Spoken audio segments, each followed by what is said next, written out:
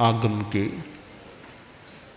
तीसरे स्थान में बताया गया है। त्रिविधे मिच्छत्ते पन्नत्ते तंजहा अक्रिया अविनय अन्नानि। तीन प्रकार का मिथ्यात्व प्रज्ञप्त है। अक्रिया, अविनय, अज्ञान।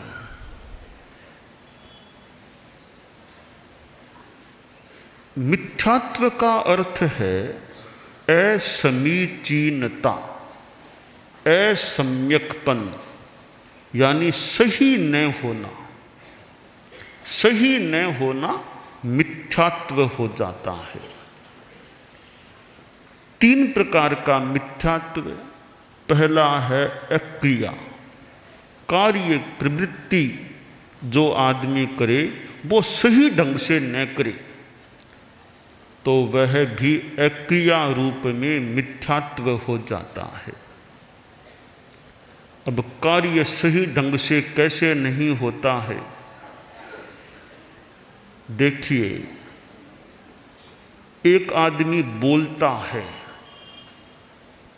पर सही नहीं बोलता। पहली बात, झूठी झूठी बातें डाल देता है, झूठ बात कहता है और बड़ा आवेश और गुस्से में बोलता है, कटु बोल देता है, मुंह से गालियों की बौछार कर देता है, बड़ों के साथ अशिष्ट व्यवहार से बात करता है। यानी उसका बोलना असमीचीन हो गया, वह बोलने का मिथ्यात्व हो गया, प्रवृत्ति असमीचीन हो गई। और वही आदमी अगर बात सही कहे, गलत बात न बोले, है वैसी बात कहे, कटु न बोले, शालीनता, शिष्टता, मृदुता से बोले तो बोलना समीचीन हो गया, सही हो गया। बोलने बोलने में अंतर पड़ जाता है। एक आदमी बोलकर बात को बिगाड़ देता है और एक आदमी बोलकर बिगड़ी हुई बात को सुधार देता है। एक राजा था, पड़ोसी राजा से अच्छा संबंध था। एक बार अपने दूत को कहा कि कई दिन हो गए पड़ोसी राजा से संपर्क नहीं हुआ, तुम जाओ कुछ मेरा संदेश भी उनको बता दो, वे कुछ जो कहे उसको मुझे बता देना। कुछ उपहार भी दे दिया कि यह मेरी ओर से राजा जी को भेंट कर देना। दूत चला, पड़ोसी राज्य की राजधानी में पहुंचा, राजा से मिलने का अवसर दिया गया। क्यों? राजा का दूत बनकर गया था तो बड़ा सम्माननीय आदमी था। राजा का दूत, राजदूत आया है। राजा जी से मिलने का समय तय हुआ था, उसके अनुसार वह पहुंचा, राजा को प्रणाम किया, औपचारिक बात चली, कुशल क्षेम की परीक्षा हुई और अपने राजा का कुशल क्षेम बता भी दिया। राजा ने जो कही वे बातें भी उस राजा को बता दी। अब उपहार देना था।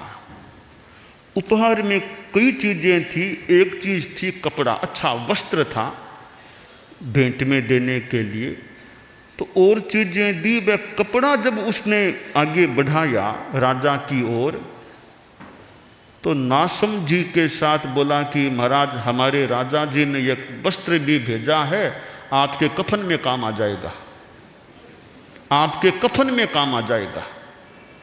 यह कहा और राजा नाराज हो गया, क्या बात कही है, उसको असम्मान करके निकाल दिया वहां से। वापिस अपने राज्य में पहुंचा, अपने राजा को वहां की स्थिति की जानकारी दी, संवाद सुनाए। कहा, महाराज वे तो मेरे से नाराज हो गए, तुमने क्या किया, नाराज क्यों हो गए? महाराज मैंने कह दिया था यह कपड़ा आपके कफन में काम आ जाएगा।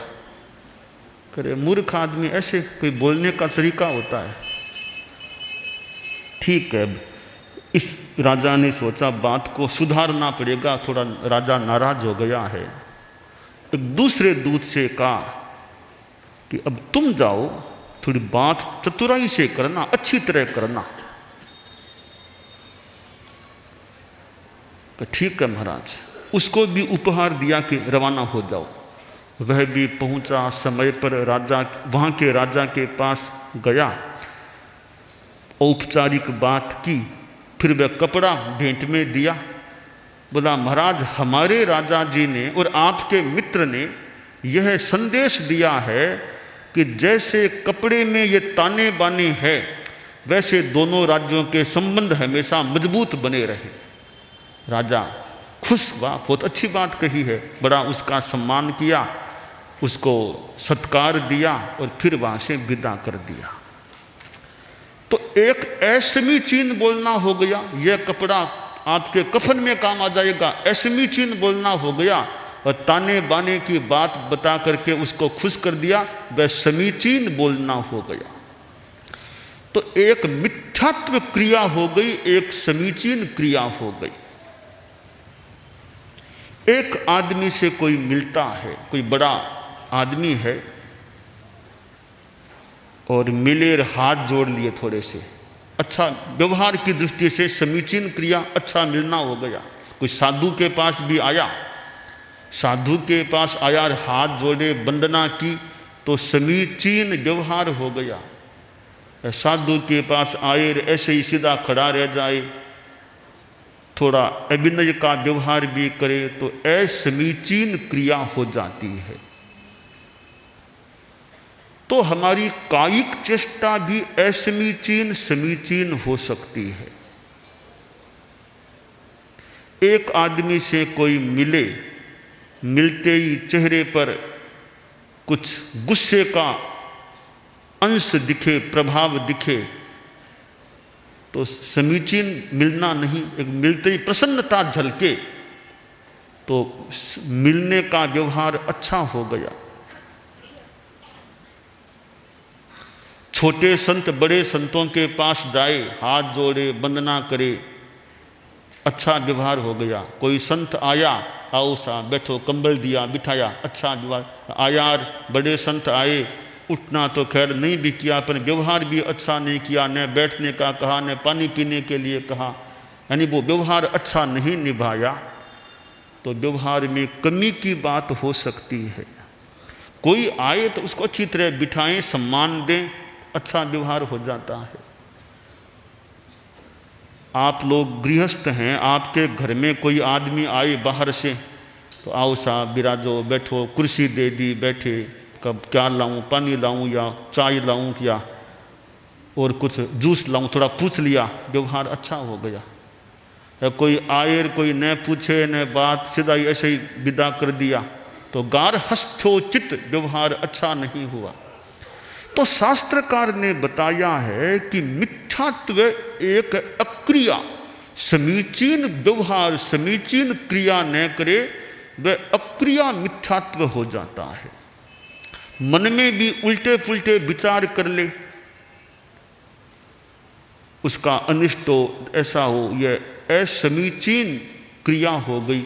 सबका भला, सब अच्छे धर्म के रास्ते पर चले, सर्वे शांति मवाप्नुयुः, सर्वे क्षेम मवाप्नुयुः, ऐसी मंगल भावनाएं की, तो मन की समीचीन क्रिया हो गई।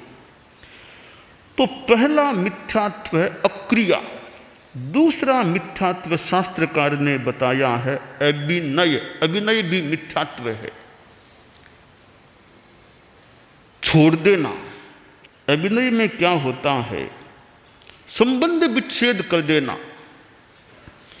वो किस रूप में, एक समुदाय में कोई आदमी है, छोटी मोटी बात हुई, संग से चला जाऊंगा, छोड़ दूंगा, ये अभिनय हो गया। वरना छोड़ना झटपट नहीं चाहिए, क्योंकि समुदाय में है, छोटी मोटी बातें हो जाती है, उनका कोई समाधान करें, सहन करें, पर संग को छोड़ने की बात सोच लें, यह अभिनय का मिथ्यात्व हो गया। इसी तरह देश को छोड़ दे, अपनी पार्टी को छोड़ दे, छोटी बातों को लेकर संबंध विच्छेद कर ले, यह अभिनय मिथ्यात्व हो जाता है। तुच्छ बातों को लेकर समुदाय को छोड़ने का प्रयास नहीं करना चाहिए। गीत में कहा गया है, छूटे तो यह तन छूटे, छूटे तो यह शासन संबंधन टूटे, शासन संबंधन सब में ऐसे ऊंडे संस्कार चाहिए, सब में ऐसे ऊंडे संस्कार, उच्च आचार चाहिए, विमल व्यवहार,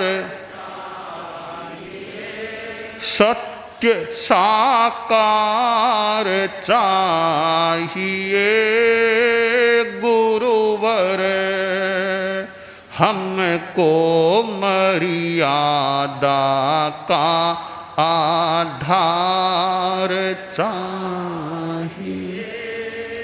तेरा पंथ धर्म संघ में कोई साधु है, छोटी कोई बात हो गई, संग छोड़ दूं, संग को छोड़ दे, यह चिंतन असमीचीन अभिनय का हो गया।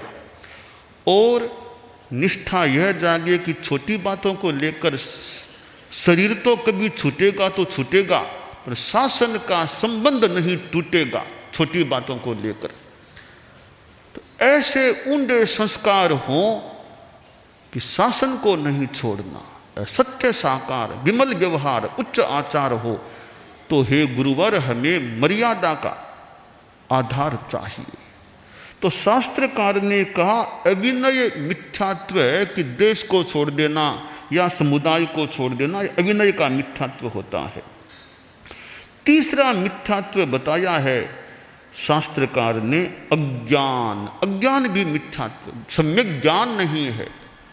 बात है कुछ, जान लिया कुछ, या जानने की बात को जाना ही नहीं, तो आवश्यक ज्ञातव्य है जाना ही नहीं, या गलत रूप में भी जान लिया है वो तो और ज़्यादा खराब। नहीं जानने की अपेक्षा गलत रूप में जाना और खराब।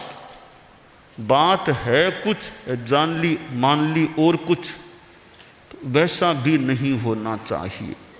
या झूठी बात प्रचार कर दी। लाडनू की बात है, कोई पुरानी, बहुत पुरानी बात है।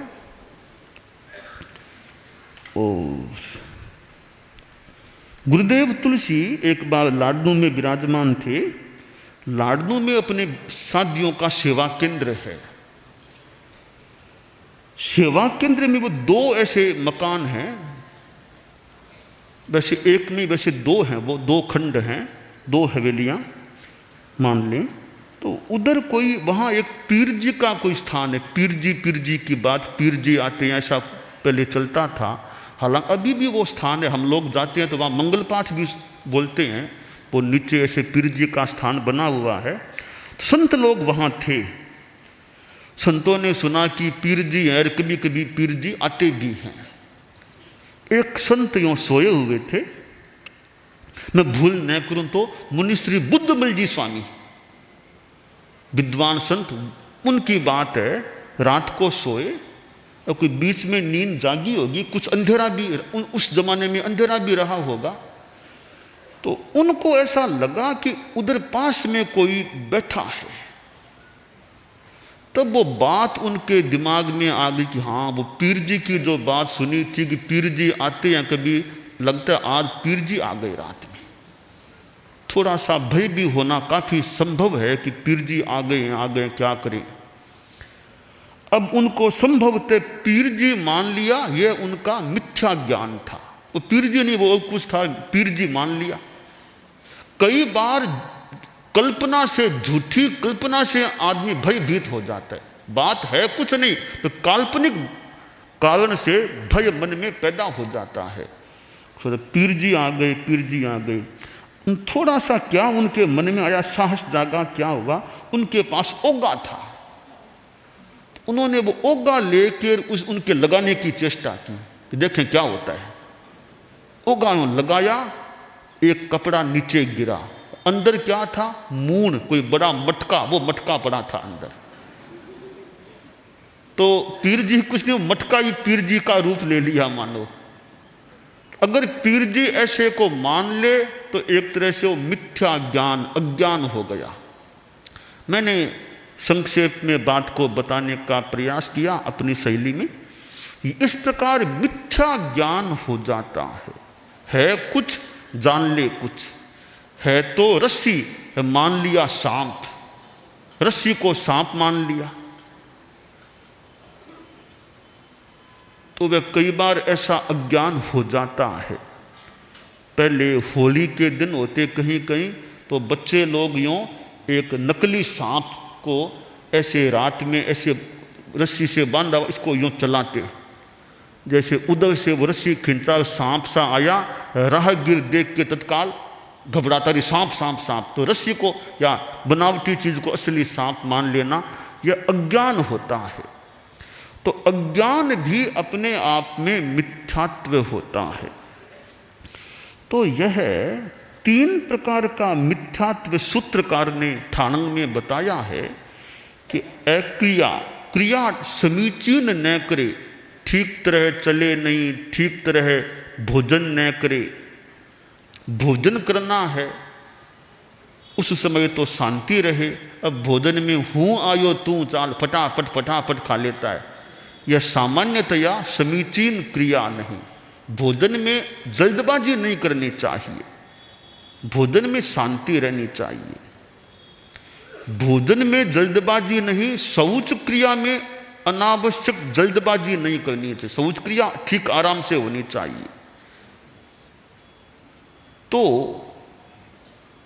जो प्रवृत्ति समीचीन तरीके से की जाए वो सम्यक क्रिया होती है, असमीचीन तरीके से की जाए वो अक्रिया, असम्यक प्रवृत्ति हो जाती है, उसे मिथ्यात्व कहा गया।